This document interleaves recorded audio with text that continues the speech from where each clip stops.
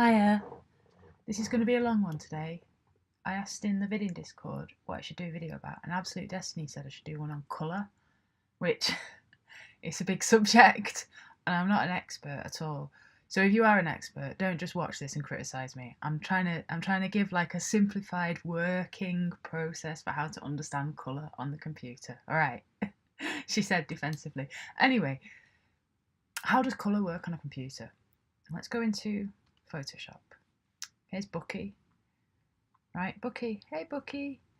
Now, Bucky might look like he's made up of lots of different colours, but he's actually just made up of 3 colours, red, green and blue.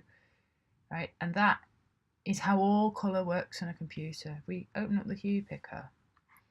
This is the colour space. Black at the bottom, white at the top. So top to bottom, 1 to 0 is white to black. You can see that here. That's luminance. Right? If I bring this down, luminance is going to go down to 0. Right? Go back up. Back to 1. 101 are the same in this case. All these values, the range of values is 0 to 1, even though the individual numbers are different. Just forget about that and just think 0 to 1. Right? Left to right, you can see the saturation changing. This is saturation. It's going to go down, down, down, down, down, down, down, down, down, down, down, down. So that's how much colour is saturating the image. And then you can see these values changing here as I go around, right? That's how much of each channel is being used to make up the pixel value. And the pixel value is a location. It's a location in this colour space. It's saying, where am I on the colour wheel? Right? That's the colour wheel, which is a bit confusing because it's not a wheel. But if you look here, you'll see that this value and this value are the same because they're actually next to each other. I'll show you a colour wheel in a minute and somewhere else so it's a bit easier to see. All of these things sum to a location, and the location is where that pixel is at on the whole colour space, right? And if you understand that it's a location, that it's a space, and that you can like put your arms around pixels and shuffle them here and shuffle them there using curves, then you'll suddenly get how to mix colour on a computer. Just like if you were mixing paint. It doesn't work like you're mixing paint because it's not got pigments, it's with light, but you'll get the physical nature of it. So the things to remember here are 0 to 1, up, down, 0 to 1, left, right, and then 1, 2, 3, RGB. Right, forget about all the rest. That's what you need to know. Here we are with our channels. We can actually have a look at our channels here, red, green, blue. And if you think, right, on the colour wheel, let's just put it to web colours. Red, green and blue are here, but these interstitial colours, magenta, cyan and yellow, they don't actually exist. They're just made up of combinations of the others. So we call them our imaginary friends, right? So if you and you can make them by taking out the complementary colour on the colour wheel. So if you take out blue and leaving just red and green, well, you'll know that from, play school. You get yellow, right? If you take out green, so you just get red and blue, you're going to get magenta. There it is. And if you take out red and just have green and blue, you're going to have cyan. There's cyan. And those are your imaginary friends. Magenta, cyan and yellow. And it's important to understand that because when you're colour grading, when you're colour correcting to like integrate lots of different footage together to make one percept, which you're going to do a lot in Vidding, right? You don't want to be adding colour, because when you add colour and you saturate things, you make things look unnatural. What you want to be doing is taking away the complementary colour, right? So if you want to bring up curves, if you want to make Bucky more yellow, you're going to take away the blue. It's just going to gently make him more yellow, right? There's a way of interacting with colour straight away. Channels and curves. Channels, curves and blend modes are the 3 things that you'll use all the time when you're doing colour correction. So I'm going to show you, let me show you a colour wheel. I'll show you a colour wheel. I'll make one in After Effects. Command Y, new solid. I'm going to add a ramp. And I'm going to make this 1920, what's that, 540, 0, 540. Right, so this is going left to right. If I put a hue cycle on that by putting on Colorama, there's a hue cycle. That's a colour wheel. It's a colour wheel again, but let's just make it into a wheel so you can see that this colour and this colour are next to each other. Yeah, this will do it. Ta-da! Right, so here's a basic colour wheel. I mean, it's not perfect or anything, but it'll show you what I'm trying to show you. If we duplicate this and now change the blending modes, it'll be really easy to see what the blending modes are doing. And what the blending modes are doing is they're doing maths. They're doing a little calculation. Do you remember I said 0 to 1?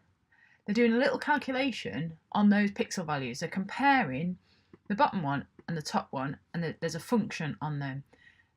Here, in this, they're very helpfully grouped. So they're grouped into the sorts of operations that they're doing. So these ones are going to make that multiply is going to make it darker. Now, why is it going to make it darker? Well, because if you have a value of 0.4, say, and then you multiply it by 0.4, right, you get 0.16. It's closer to 0. It's going down, so it's going to get darker. So let's just see if that happens. Yeah, there we go. It gets darker. That's multiply.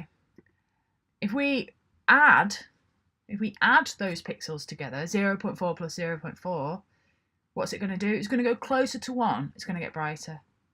There you go. Right.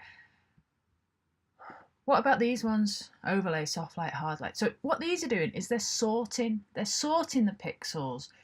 So they're kind of making them into broader categories. So instead of the gradation that we have here, where each pixel is just a tiny bit more the next colour, right, than its neighbour, and it goes round, we get a gradient. That's what a gradient is. It's a smooth line, or a ramp, or a slope.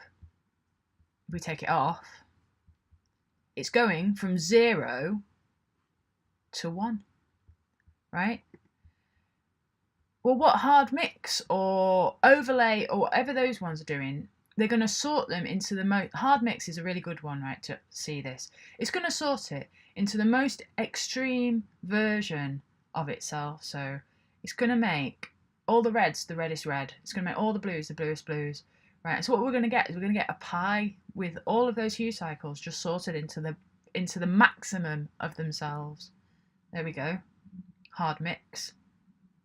What subtract is another one that's dead. So we think about add made it brighter, didn't it? Subtract, what will subtract do? Well, it's going to make it black. And it's because if you take 0.4 away from 0.4, you get 0, right? You get nothing, so it's going to be black. If you divide this colour wheel by itself, you're going to get the complementary colours, you're going to get the imaginary friends. There it is. Now, if you rotate this 180 degrees, look at that. It's mad, that, isn't it? Anyway, if we go back to hard mix, if I take the colours off, let me just take the colours off both of these. Right, it's going to go, what's it going to do? You know already really what it's going to do. If it's going to sort a black and white gradient into the maximum of each value, it's going to be half white and half black, isn't it? There we go. That's it. Now, I'm showing you these blending modes, so you can see that we can do this ourselves. We don't need the blending modes. In this case, obviously, if you're using blending modes, you're normally comparing two different kinds of pixels, but if we're comparing it to itself, we can just do this with curves. So if we add some curves, curves, right. What did we say hard mix was? It was sorting the maximum. It was sorting to the maximum value. So this is, if this is 0, we're going to go all the way around to this, which is 50 or 0.5, whichever you want to, however you want to say it, right?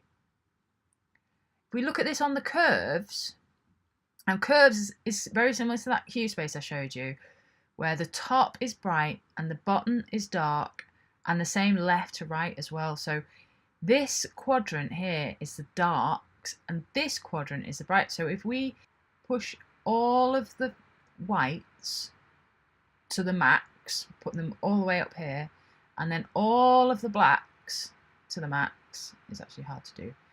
Hard mix, that's the same thing. And if I put colours back on, there you go, there's your pie again. Right, that is the same thing as that, well, except that needs colorama too. There we go.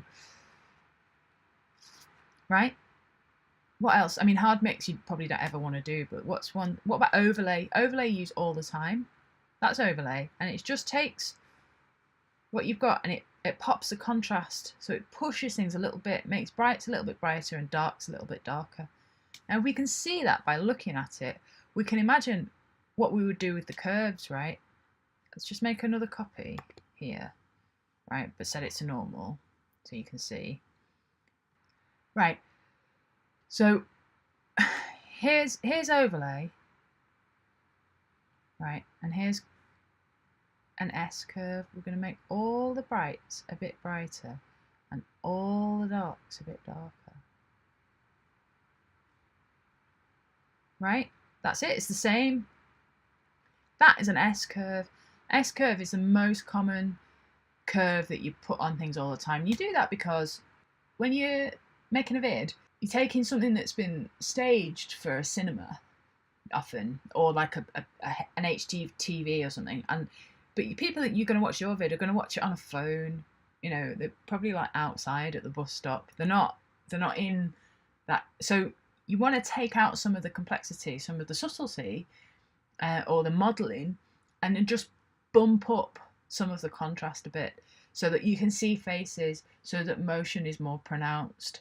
And you know, that is why people do that. Sometimes when you watch a fan vid on a big screen and it looks kind of shit, it's because it's not really been made for a big screen. I mean, obviously, you know, sometimes it's because people don't know what they're doing, granted, but other reasons it's just it's not been staged for that showing. So that's why that happens. So that's curves. Here's an overlay. Here's a, so you know, like linear light is more, right? If we change this to linear light, boop boop boop boop, right? Sorry, I'm not perfect. I'm just doing it by eye here. Right? If you wanted to invert it, right? Let's just make this all normal. Right? If you wanted, turn the colour off so I can see what we're doing. Here's, you've got a gradient. What would you want to do if you wanted to invert it? By which I mean, you want to turn all the blacks white and you want to turn all the whites black. What would you do on curves? Think about it. Well, it's obvious, isn't it? You take this down here to black and this up here to white. Look, it's the other way around. And look, if you put colours back on, it'll be upside down. Ta-da! Look, you flipped it. Right, what if you wanted to do divide? What's divide? Just have a look at divide. Imaginary friends, I showed you before, right? Well, let's just take this over here. Turn it back on. There's divide. It's magic. I'll make a little, I tell you what, I'll make a template project with a colour wheel in, So you can just play with it. Just play with it. Turn colours on and off. So you're thinking about it as 0 and 1, white and black. Get your curves on and just move it around and change the blending modes so you can get a feel for the operations that blending modes are doing, how you might do that with curves, and then you will really get what you are doing when you are colour correcting. But let's go into Premiere. My computer's going crazy now. I'm doing this on a laptop, which is mad, right? It is mad to do all this on a laptop, but you know, we are mad. See, there's the flickering at the front. You can see it.